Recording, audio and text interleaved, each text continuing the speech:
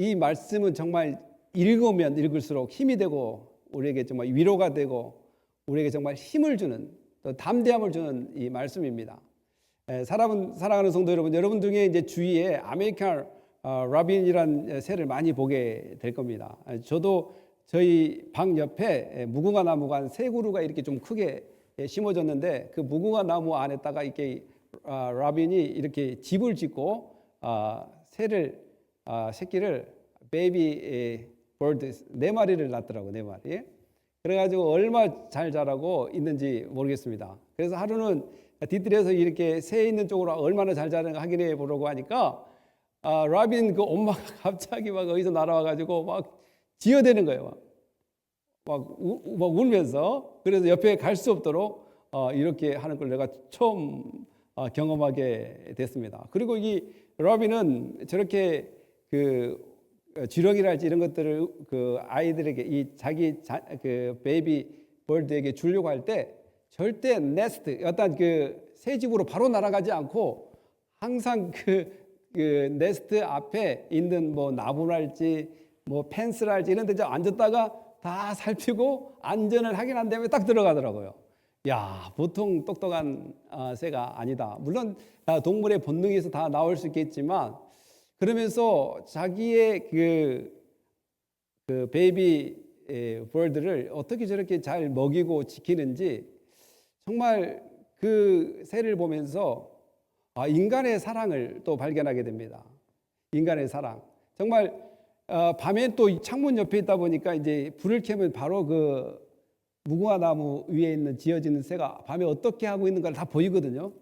불을 켜서 보니까 이 새가 막 끼안고 밤새 품고 있더라고. 또 비가 와도 다 비를 막아주고 말입니다.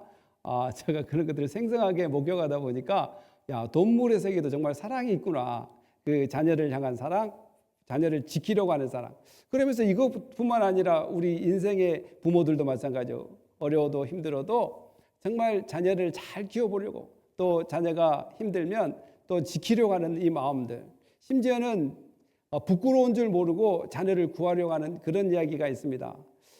예전에 어떤 아이가 옥상에서 뛰어놀다가 정말 어린 한 3살짜리인가 2살짜리인가 이게 어린 아이가 이렇게 엉금엉금 막 뛰기도 하고 기기도 하다가 옥상에서 갑자기 옥상으로 낭떠러지로 계속 가는 거예요.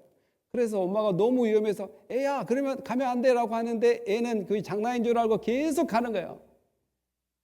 그래서 엄마가 그때 기지를 발휘한 것이 뭐냐면 자기 가슴을 헤쳐서 젖을 먹일 수 있는 표정을 지으니까 애가 그걸 보고 그 낭떠러지도 가지 않고 다시 엄마 품으로 오면서 그 주위에 몇 사람이 있는데도 불구하고 그 부끄러움을 무릅쓰고 이렇게 가슴을 헤쳐서 애에게 젖을 먹이는 순종을 하니까 애가 이렇게 오게 돼서 그 떨어지지 않고 살아가는 모습을 목격했단 말입니다. 그건 다 어디에서 날까요? 바로 이런 사랑이 동물이나 인간이나 있다라는 것을 발견합니다.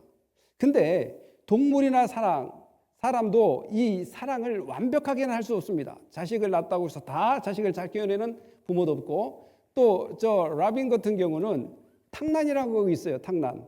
정말 뻐꾸기가 그 알을 저기다 집어넣어서 자기 진짜 새끼를 밖으로 끄집어내도 잘 모르고 계속 뻐꾸기를 키우는 그런 모습도 보게 됩니다.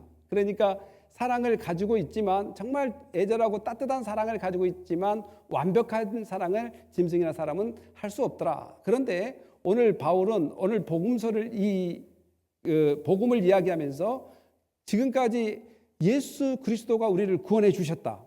예수 그리스도가 우리를 구원해 주셨다. 우리는 구원받은 백성이고 율법을 누구도 아무로 지킬 수도 없는데 예수 그리스도가 율법을 완성하셨다. 이렇게 이야기를 합니다. 그러면서 너희는 이 땅에 살면서 자유와 평화를 누리되 겸하여 무엇도 함께 가지지 고난을 함께 가질 것이다. 예수님이 받은 고난을 너희도 받을 것이다.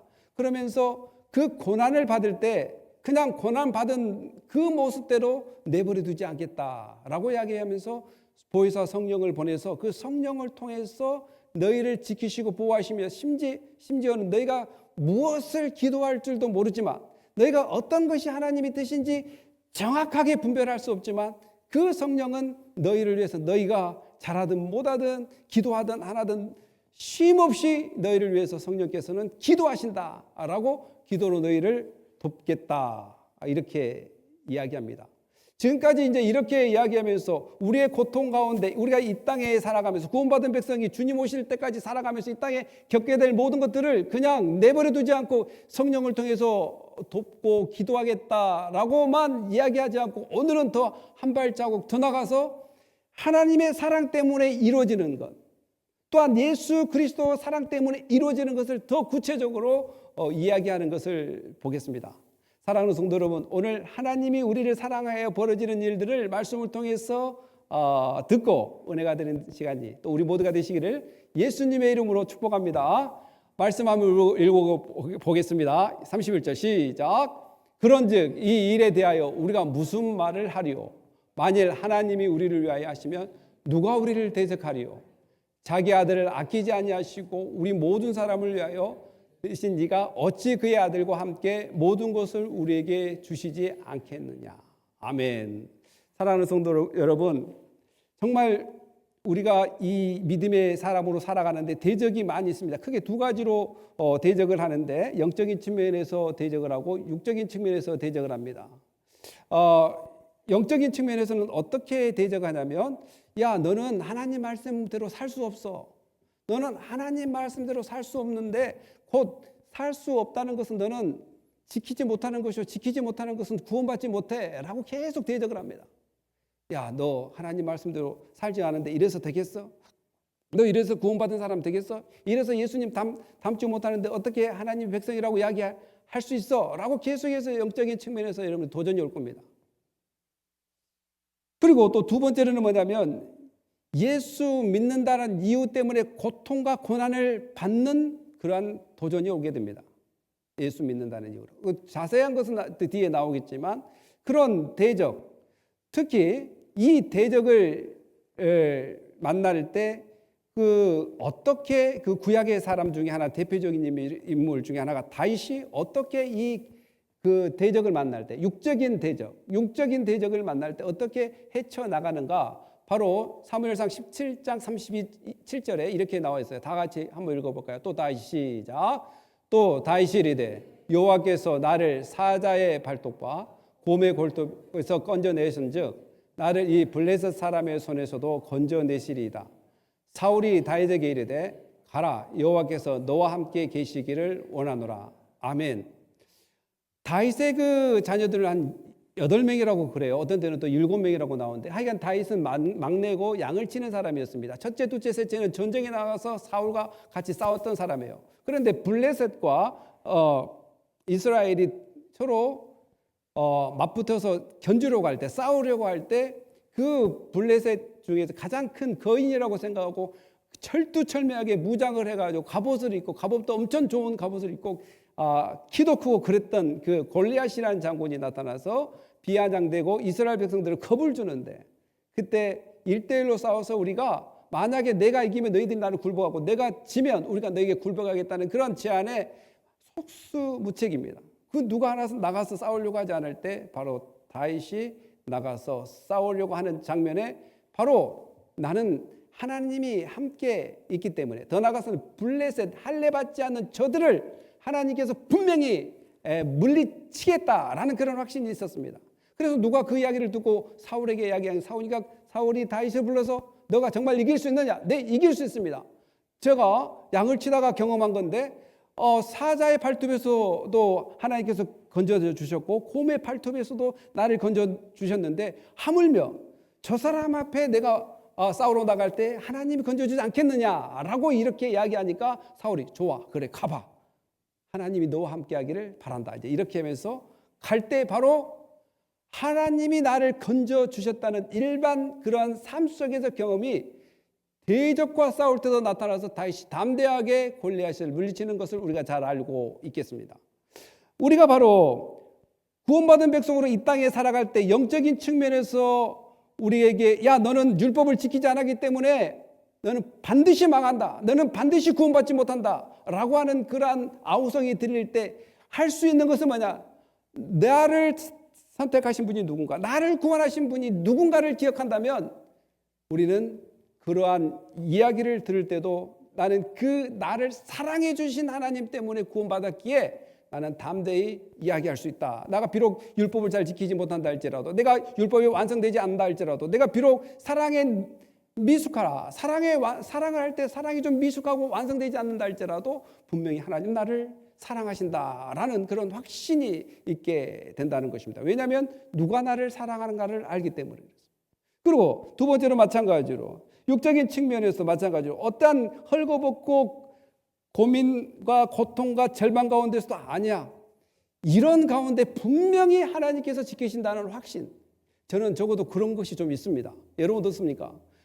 괜찮다, 이런 상황에도 분명히 하나님께서는 역사하신다. 내가 바라던 뜻대로 되든 하든 내가 바라는 뜻이 아니든 분명히 하나님께서는 이렇게 하든 저렇게 하든 역사하신다. 그것은 다 하나님의 손 안에 있기 때문에 그렇습니다. 그러므로 우리가 해야 될 것은 뭐냐면 그런 와중에도 자유함이 유지될 수 있는 그런 믿음입니다.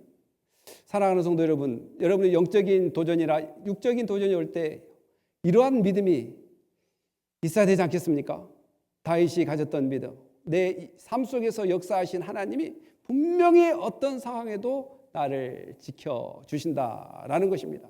그 확신이 어디서 왔냐면 하나님께서 분명히 자기 하나밖에 없는 아들 예수를 이 땅에 보내시고 그 예수님을 죽게 하시더라는 거예요. 죽어서 무엇을 이루시기 위함이냐, 곧 나 같은 죄인을 사시더라는 거예요. 예수 그리스도의 그 핏값을 지급해서 나를 사더라는 거예요. 하나님은. 이건 놀라운 사랑이죠. 이 사랑을 우리가 안다면 이 아들만큼 더 중요한, 아들을 바쳐서까지 사랑하는 그 사랑이 이 땅에 어떤 것이 있겠습니까? 여러분, 아브라함이 말입니다. 이삭을 모리아산에서 바쳤습니다. 여러분이 잘 알다시피 이삭을 낳기까지는 우여곡절이 많았습니다. 그리고 하나님께서 약속한 그 아들이었어요. 근데 그 아들을 칼로 찔려서 죽여서 드리는 그 희생 제사를 드려야 되는데 어떤 아버지가 그렇게 할 수 있겠습니까? 귀하게 얻은 아들. 그러나 하나님께서 분명히 예비하시리라는 확실한 믿음으로 그 아들을 실제로 제단 위에서 죽이려고 할 때 하나님께서 스탑하고 하나님께서 보호하시는 것을 보게 됩니다. 그러니까 아브라함이 그 아들조차도 하나님께 드릴 수 있는 믿음이 있다면 아물며 염소, 양, 소 이런 것들을 못 드리겠습니까? 자기 아들을 통해서 하나님이 원하는 제사를 드릴 정도의 믿음이 있는데 양이나 염소나 소를 가지고 예배를 못 드리겠냐 이 말이에요. 바로 하나님도 마찬가지죠. 자기 하나밖에 없는 이 아들 예수 그리스도를 이 땅에 보내주셔서 정말 물과 피를 다 쏟아서 우리를 샀다면 다른 모든 것들은 왜 하나님께서 주지 않겠느냐라는 것입니다. 주지 않는 것은 네 가지 측면에서 이야기를 해요. 구하지 않기 때문에 주지 않는다. 또한 욕심 때문에 구하기 때문에 주지 않는다. 하나님의 목적에 맞지 않기 때문에 주지 않는다. 또 네 번째는 우리의 행실이 바르지 않기 때문에 주지 않는다. 이런 것들도 바로 하나님께서 다 주시는데 네 가지 측면에서는 주지 않을 때가 있다고 성경은 곳곳에서 기록하고 있는 것을 보게 됩니다. 사랑하는 성도 여러분, 모든 것을 우리에게 주시는 하나님이시라는 것을 믿는다면 바로 모든 것이 뭐냐? 바로 하나밖에 없는 외아들이 하나님한테는 모든 것이 될 수 있습니다. 그 아들을 주셨다는 것은 곧 우리를 모든 것에 비유할 수 있는 가치 있는 존재라는 사실을 기억한다면 여러분 한 사람이 얼마나 하나님의 사랑을 받고 있는지 우리는 이 시간에 감사하고 기뻐해야 될 시간이라는 사실입니다. 여러분 하나님으로부터 사랑받고 있다는 것을 느낍니까? 네. 다시 한번 읽어보겠습니다. 그 다음에 시작. 누가 너희 하나님께서 택하신 자를 고발하리요? 의롭다 하신 이는 하나님이시니 누가 정죄하리요? 죽으실 뿐만 아니라 다시 살아나신 이는 그리스도 예수니 그는 하나님 우편에 계신 자요 우리를 위하여 간구하시는 자신이라. 아멘. 누가 능히 하나님께서 택한 자를 고발하나? 이게 고발보다는 고소가 나와요. 고소가. 이제 사실 우리 한국 성경을 그 번역이 보면 지금까지 최하 14권 정도로 번역이 됐더라고요. 보니까 14권 정도. 뭐 예를 들어서 우리 한글 개역 한글이 개역 한글이 1998년에 1980년도인가 이렇게 번역이 된 다음에 개역 한글, 그 다음에 개역 개정이 1998년. 그 다음에 요새 번역된 것이 뭐냐면 새 번역이라고 했어요. 표준 새 번역이 그냥 새 번역으로 이렇게 번역이 되고, 그 다음에 쉬운 성경, 우리말 성경, 공동번역 여러 가지 번역이 됐는데, 제가 이제 자주 보고 교회들이 자주 사용하는 개역 개정입니다. 그래서 제가 설교할 때 개역 개정을 중심으로 하다 보니까 여러분 제가 이 부분을 이렇게 했으면 좋겠다, 이제 이렇게 이야기할 때 한다는 것을 이해해 주시고, 또 혹시 다른 뭐 한글 성경을 본다 할지 다른 거 보신 분은 또 거기에 맞게 보시면 되는 것입니다. 그 마찬가지로 이 고발본다는 고발은 제 3자가 고발한다는 말이죠. 그런데 하나님 앞에 3자가 누가 고발하겠습니까? 그 누구도 자기 자신이 고소를 하나님께 할 수 없다는 거예요. 왜냐하면 고소하는 사람도 죄인이고 고소하는 사람도 완벽하지 않기 때문에 이 사람이 죄인이다라는 것을 누가 자기 스스로가 고소할 수 있겠냐라는 것이죠. 그래서 하나님이 선택해서 하나님께서 살리셨는데 그 누구도 고소할 인원이 없다라는 것입니다. 그래서 고소를 못한 이유 중에 하나님이 선택해서 내가 그분이 연약하다게 보이고 부족하게 보였지만 하나님 아버지께서 창조주가 그를 선택했고 또 창조주가 의롭게 했는데 우리가 어떻게 그것을 또한 그 어떤 피조물도 그것을 안 됩니다 할 수 있는 그러한 조건이 없다라는 것입니다. 그렇게 생각한다면 우리 한 사람 한 사람이 정말 어떠한 존재인지, 하나님이 나를 선택해 주셨고 나를 의롭게 여겨 줬다는 것, 그 누구도 나의 잘못을 잘못했다 이야기할 수 없는, 바로 우리는 하나님만 우리를 지적할 수가 있어요. 하나님. 사람 자체는 사람이 사람을 지적할 수 없습니다. 왜냐하면 나도 죄인이기 때문에. 지금 이 이야기는 인간의 살면서 일어나는 잘잘못을 이야기하는 것이 아니라 영적인 측면에서 죄를 이야기하는 겁니다. 지금. 그러니까 영적인 측면에서 죄를 누가 누구의 죄를 지적할 수 없고 왜 이 사람을 용서해 주냐, 왜 이 사람을 용서 안 해주냐라고 또 따져댈 수도 없는 그런 처지에 있습니다. 왜냐하면 구원하신 분이 자기의 의로운 뜻대로, 자기의 기뻐하신 뜻대로 사랑을 가지고 그 사랑하기로 작정한 것 때문에 하나님께서 나는 이 사람을 사랑하겠다, 나는 이 영혼을 사랑하겠다, 나는 이 영혼을 사랑하겠다, 여러분 한 사람 한 사람을 사랑하겠다라고 이미 하나님께 작정해서 구웠기 때문에 그 하나님 사랑 때문에 오늘 우리가 죄에서 노임을 받을 수 있고 그 죄를 너 왜 죄를 지었는데 천국 가? 라고 지적할 수 없다라는 것입니다. 그러므로 나의 모든 나됨은 하나님이 나를 사랑하기로 작정한 데부터 시작했습니다. 그래서 우리가 하나님의 사랑을 얼마나 많이 받고 있는지, 또 얼마나 하나님 우리를 사랑하시는지, 우리가 저번 주에 이야기했다시피 성령만 우리를 위해서 도우시고 intercession, 그러니까 중보 기도를 한 줄 알았는데, 성령만 우리를 위해 중보 기도한 줄 알았는데, 또 성경은 예수님도 하늘 보좌 우편에서 우리를 위해서 중보 기도하신다라고 본문은 이야기하고 있습니다.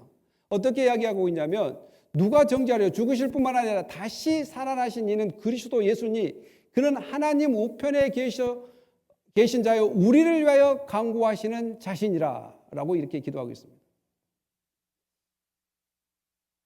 성령만 우리에서 중보 기도를 하고 있는 줄 알았는데 예수 그리스도도 하나님 보좌 위에서 우리를 중보하고 있다는 사실이 얼마나 놀라운 사실입니다. 목사니까 다 아는 이야기입니까? 아는 이야기를 다시 한번 들어서 더 기뻐해야 되지 않겠습니까? 이 기쁜 소식, 이 나를 위해서 기도하신 사람, 또한 나를 위해서 기도하신 하나님, 성부 하나님이 있다는 것이 얼마나 우리가 사랑을 받고 있다는 것을 우리는 날마다 깨달아야 됩니다. 그러니까 누가 나를 위해서 기도한 사람이 없대가 아니라 누가 나를 위해서 기도한 사람이 없어, 누가 나를 위해서 기도해 주는 사람이 없어, 이렇게 이야기하면 안 됩니다. 이제는 하나님께서 나를 위해서 성령을 보내셨고 또한 그 아들 예수 그리스도를 통해서 오늘 나를 위해서 기도하고 있다는 사실을 깨닫는다면 우리 가운데 그 힘이 우리 가운데 그 은혜가 풍성해지실 것입니다. 여러분, 하나님 아버지께서 그의 아들 예수를 통해서 성령을 통해서 여러분들을 위해서 기도하고 있다는 사실을 믿습니까?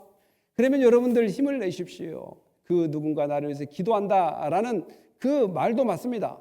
성도들 중에서는 누군가 모르게 기도하는 사람도 있지만 또한 성부, 성자, 성령 이 삼일째 하나님께서는 또 우리를 그냥 내버려 두지 않고 꾸준히 우리의 연약함과 우리의 부족함에도 불구하고 계속 우리를 위해서 기도한다라는 것입니다. 이사야 50장 8절 9절에 또 이런 이야기가 있어. 우리 한번 읽고 8절 한번 읽어볼까요? 50장 8절 시작.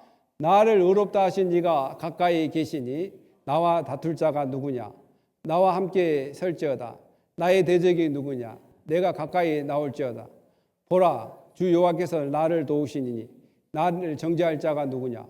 보라, 그들은 다 옥과 같이 헤어지며 좀이 그들을 먹으리라. 아멘. 이사야 선지자의 역할은 이스라엘 백성들에게 볼 때는 악역이고 하나님 편에 볼 때는 선입니다. 선.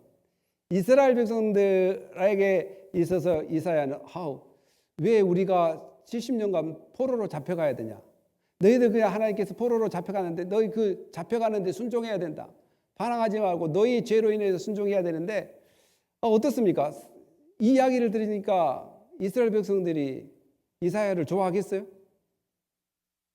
아니, 우리가 포로로 잡혀가야 된다고 이야기하고 너희는 너희 죄 때문에 분명히 포로로 가는데 그거에 대해서 너희들이 합당하게 순종을 해야 된다. 그러니까 무슨 말이냐? 하나님이 나와 함께 하시는데 왜 내가 포로로 잡혀가느냐? 무슨 말이냐? 하나님 나와 함께 계시는데 나는 이방 나라에 갈 수 없고 나는 선택받은 백성이다. 이렇게 이야기한단 말이에요. 예를 들어서 자기가 죄를 짓고 하나님의 품을 떠난 것을 모르고 말입니다. 그래서 하나님께서 이사야 선지자를 통해서 이렇게 전보를 하니까 사람들이 듣기 싫은 메시지를 하니까 이사야를 때려야 안 때려요? 때립니다. 이 앞절 구절 읽어보면 그럴 때 이사야는 나를 때릴 때 등을 대줬다고 이야기하고 사람들이 나의 수염을 뽑을 때 뺨을 대줬다고 이렇게 이야기합니다. 그런데 뺨을 대주고 등을 돌진 이유가 나는 이 선포하는 것이 합당하다고 믿기 때문에 그렇습니다. 내가 하나님의 말씀을 증거할 때 이것이 합당하다고 믿기 때문에 나는 너희들 때려도 등을 대줄 수 있고 너희들이 나의 수염을 뽑아도 나는 얼굴을 대줄 수 있다. 이것이 뭐냐면 누가 나를 대적하겠느냐? 내가 하나님의 말씀을 가지고 선포하는데 이것이 틀리면 하나님과의 관계 속에서 해결하라. 그러나 하나님께서 나에게 주신 이 말씀은 내가 전하지 않고서는 내가 되지 않겠다는 그런 확신을 가지고 하나님의 메시지를 증거할 때 바로 이런 이야기를 합니다. 누가 나를 대적하겠느냐? 누가 나를? 보라, 주 여호와께서 나를 도우시니 나를 정죄할 자가 누구냐? 정죄할 자가 누구냐? 사랑하는 성도 여러분, 오늘 우리가 이 땅에 살면서 여러분들이 예수 믿는다고 해서 이렇게 도전을 받을 때가 있고 영적인 측면이나 육적인 측면에 도전을 받을 수 있다라고 분명히 성경은 이야기하고 있습니다. 여러분이 구원을 받았지만 여러분 분명히 고통도 고난도 함께 받을 것이라고 이야기하고 있습니다. 마찬가지로 이사야가 이렇게 대하듯이 세상에서 어떤 고난과 역경이 와도 적어도 우리에게 그래, 나는 하나님의 영광을 위해 사는 것이 너희들이 욕을 하고 너희들이 날 비판해도 상관없다. 분명히 이것이 하나님의 말씀이고 진리라면 나는 어떤 가운데서도 하나님께서 지켜주신다는 것을 확신한다. 그리고 누가 이 진리를 증거하는데 방해할 자가 누구 있겠는가? 이렇게 이야기하는 것을 보면서 우리도 바울이 이야기한 것처럼 우리 신앙생활의 여정 가운데 분명히 고난이 있을 것입니다. 예수님을 위해 하나님의 영광을 위해 살아가면서 벌어지는 이런 것들을 이런 말씀을 통해서 확신을 갖고 하나님이 나를 사랑하신다, 나를 지키신다는 확신이 우리 가운데 있기를 예수님의 이름으로 축복합니다.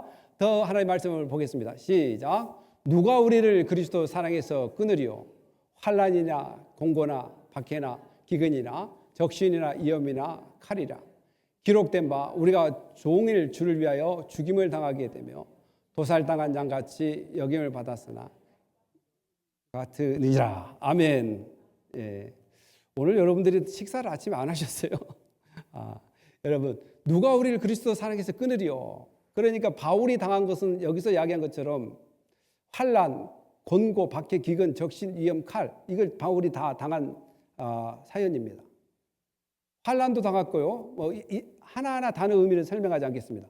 환난을 당하고 공고나 박해나 기근이나 적신이나 위험이나 칼, 정말 죽음 앞에서도 이렇게 복음을 담대히 증거했던 그가 그렇게 할 수 있다는 것은 그가 하나님의 사랑을 알기 때문에 그랬습니다. 하나님의 사랑이 얼마나 큰 것을 알기 때문에 이러한 7가지의 그 역경 가운데서도 버틸 수 있었다는 사실입니다. 7가지 이러한 고난과 역경 가운데서도 버틸 수 있었던 힘이 하나님이 나를 사랑하고 있다는 것을 인식하고 믿고 확신하기 때문에 그렇습니다. 구약에도 이렇게 이야기합니다. 바울이 이야기하면서 기록된 바 우리가 종일 주를 위하여 죽음을 당하게 되며 도살당한 양같이 여김을 받았으나 함과 같으니라. 이것은 뭐냐면 시편 44편 22절에 써 있는 그건데 바로 그것도 마찬가지 이스라엘 백성들이 잘못해서 죽임을 당하거나 도살장에 끌려갈 양 같은 그런 상황이 아니었습니다. 이스라엘 백성이란 이유 때문에, 하나님의 택한 백성이란 이유 때문에, 또 하나님이 함께 하신다는 이유 때문에 이웃 나라로부터, 블레셋이나 이런 나라로부터 고난과 역경과 죽임과 또한 도살장에 끌려간 양처럼 그런 처지를 많이 당했다는 거예요. 마치 욥이 의로우나 그가 고난을 당한 것처럼 말입니다. 그런데 그들이 그런 고난에도 이길 수 있는 것은 끝까지 하나님이 우리를 사랑하고 계시다는 사실입니다. 사랑하는 성도 여러분, 무엇이 우리를 이렇게 붙잡을 수 있었을까요? 여러분들이 신앙생활을 끊이지 놓치지 않고 살아갈 수 있던 그 원동력이 뭘까요? 여러분들이 예배를 계속해서 빠지지 않고 지키는 이유가 뭘까요? 내가 하나님께 영광을 돌리는 이유가 뭘까요? 여러분들이 어려운 가운데서 하나님께 영광을 돌리며 살아가는 이유가 뭘까요? 바로 하나님이 나를 사랑하고 있다는 확신이 있기 때문에 그렇습니다. 사랑하는 성도 여러분, 그리스도가 우리를 어떻게 사랑할까요? 요한계시록 1장 5절은 이렇게 이야기합니다. 다 같이 한번 읽어볼까요? 시작. 또 충성된 증인으로 죽은 자들 가운데서 먼저 나시고 땅의 임금들의 머리가 되신 예수 그리스도로 말미암아 의뢰와 평강이 너희에게 있기를 원하노라. 우리를 사랑하사 그의 피로 우리 죄에서 우리를 해방시키고, 가장 하나님의 큰 사랑은 뭐냐면, 또한 가장 예수 그리스도의 큰 사랑이 뭐냐라는 것은 바로 죄에서 해방시켜졌다라는 사실입니다. 우리가 죄로부터 해방되었다는 이 사실이 우리에게 엄청난 사랑으로 다가와야 된다라는 사실입니다. 나는 해방되었다.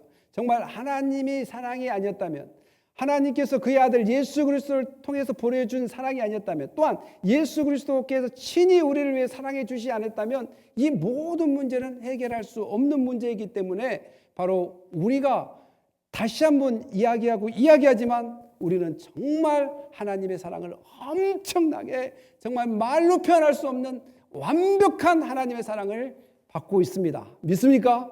정말 이 사랑을 받고 있다고 계속해서 자기 자신에게 설교하십시오. 계속해서 자에게 선포하십시오. 김유정, 너는 하나님의 사랑을 받고 있어. 김유정, 너는 하나님의 사랑을 받고 있고 하나님으로 선택받은 사람이야. 하나님께서 너를 의롭다고 여긴 사람이야 라고 여러분들이 여러분 스스로에게 설교하십시오. 또 성경 공부를 하십시오. 스스로에게. 이것이 먼저입니다. 그 다음에 가정에 하십시오. 가정에. 그 다음에 이웃에게 하십시오. 이런 식으로 계속해서 우리는 하나님이 우리를 사랑하고 있다는 것을 저와 우리 모두가 선포하는 은혜가, 자기 자신에게 먼저 선포하는 은혜가 있기를 예수님의 이름으로 축원합니다. 우리 마지막으로 한번 읽어보겠습니다. 그러나 시작. 그러나 이 모든 일에 우리를 사랑하시는 이로 말미암아 우리가 넉넉히 이기느니라. 내가 확신하노니 사망이나 생명이나 천사들이나 권세자들이나 현재일이나 장래일이나 능력이나 높음이나 기쁨이나 다른 어떤 피조물이라도 우리를 우리 주 예수 그리스도 안에 있는 하나님의 사랑에서 끊을 수 없으리라. 아멘. 여러분들이 이제 다 어디 갈 사람이라고요? 예, 감사합니다. 오늘 정말 감사합니다. 이렇게 한 사람씩 해줘야 제가 설교가 좀 재미있어요. 뭐냐면 여러분이 진실로 예수를 믿는다면, 여러분이 진정으로 예수를 내 구주로 영접했다면 이제는 우리 지옥 가기 틀려버렸어요. 이제는 지옥 갈 수가 없어요. 가고 싶고. 여러분이 진정으로 예수를 믿는다면, 또한 진정으로 예수를 받아들였다면, 그리고 여기서 다윗이 고백한 것처럼 내가 주의 영을 떠나 어디로 가겠습니까? 그분이 딱 손을 잡고 붙잡고 있는데 나를 구원하고 선택하고 의로 여겨주셨는데 내가 주의 영을 떠나 어디로 가겠는가? 주 앞에서 어디로 피하니까? 내가 하늘에 올라갈지라도 하나님은 거기 계시고, 심지어 수월, 무덤이라고도 이야기하고 지옥이라고도 이야기하고 있는 수월, 비유적인 표현이고 시적인 표현입니다. 실제로 다윗이 지옥 갔단 말이 아니라 거기에 계시며 수월에 내 자리를 펼지라도 거기 계시니라. 우리는 이제 하나님의 손에서 벗어날 수가 없습니다. 하나님의 사랑에서 벗어날 수가 없습니다. 바로 이 뜨거운 하나님의 사랑 때문에 오늘 우리가 희망이 생겼고 또 오늘을 살아갈 수 있는 힘이 있다라는 사실입니다. 사랑하는 성도 여러분, 자기 부인이 자기를 좀이라도 사랑해 주는 것도 얼마나 고마운데, 또한 우리 자녀들이 파더스 데이나 마더스 데이 때 엄마한테 선물 사주고 아빠한테 티셔츠 사줄 때 정말 고맙다, 애가 나를 정말 사랑하는구나 라는 그 조그만 사랑도 정말 감사한데, 이 티셔츠보다 또한 초콜릿보다 더 깊은, 더 엄청난 구원의 선물을 주신 하나님이 우리에게 그 선물을 주셨으니 이 선물의 기본 원리가 하나님 우리를 사랑한 것 때문에 그렇습니다. 하나님께서 우리를 사랑한 것 때문에. 사랑하는 성도 여러분, 하나님이 여러분을 사랑한다라고 이야기할 때 여러분의 모습이 좀 밝아졌으면 좋겠습니다. 하나님이 여러분을 사랑한다고 생각할 때 여러분의 정말 그 제스처랄지 반응이 정말 희망과 비전과 좀 확신이 들었으면 좋겠습니다. 사랑하는 성도 여러분, 여러분 가운데 그러한 사랑이 풍성하게 여러분들이 느끼든 느끼지 않든 여러분들이 진정으로 예수를 믿는다면, 진정으로 예수를 나의 구주로 받아들였다면 이런 사랑이 풍성하다는 것을 여러분들이 아멘으로 받아들이시기 바랍니다. 또한 그런 은혜는 영원토록 오늘 하루에 끝나는 것이 아니라 내일 하루에 끝나는 것이 아니라 주님 오실 그날까지 하나님의 사랑이 영원히 여러분들과 풍성하게 함께 하실 것을 믿고 아멘으로 화답하는 은혜가 있기를 예수님의 이름으로 축복합니다. 기도하겠습니다. 할렐루야. 하나님 감사합니다. 하나님의 사랑 때문에, 하나님이 나를 사랑해 줬기 때문에 이런 엄청난 은혜를 받았습니다. 엄청난 사랑을 받았습니다. 하나님, 파더스 데이나 마더스 데이에 자녀들에게 그 조그만 선물을 받았을 때도 기쁘고 정말 자녀들이 그래도 부모를 사랑하는구나 라는 것을 느끼는데, 이거보다 더 엄청난 완벽한 사랑, 그 하나밖에 없는 외아들을 보내서 우리에게 주셨으니 그 무엇인들 못 주겠습니까? 또한 그 엄청난 비용으로 우리를 선택하고 의롭게 해주시고 구원해 주셨는데 어떻게 하나님께서 우리를 외면하고 버리시겠습니까? 오늘 그런 엄청난 은혜 가운데 있다는 것을 잊지 않고 오늘도 하나님의 풍성한 은혜 가운데 기뻐하며 즐거워하며 살아가는 은혜가 우리 성도들 마음 가운데 넘치게 하여 주시옵소서. 더 이상 조그만 문제들이 문제로 보이지 않고 조그만 것들이 나의 인생을 좌우하는 삶이 아닌, 우리 믿음을 좌우하는 그런 것들이 아닌 정말 하나님이 나를 사랑하신다는 그 확신을 가지고 어떠한 것도 이길 수 있는 그러한 은혜가 있게 하여 주시옵소서. 감사하며 예수님의 이름으로 기도합니다. 아멘.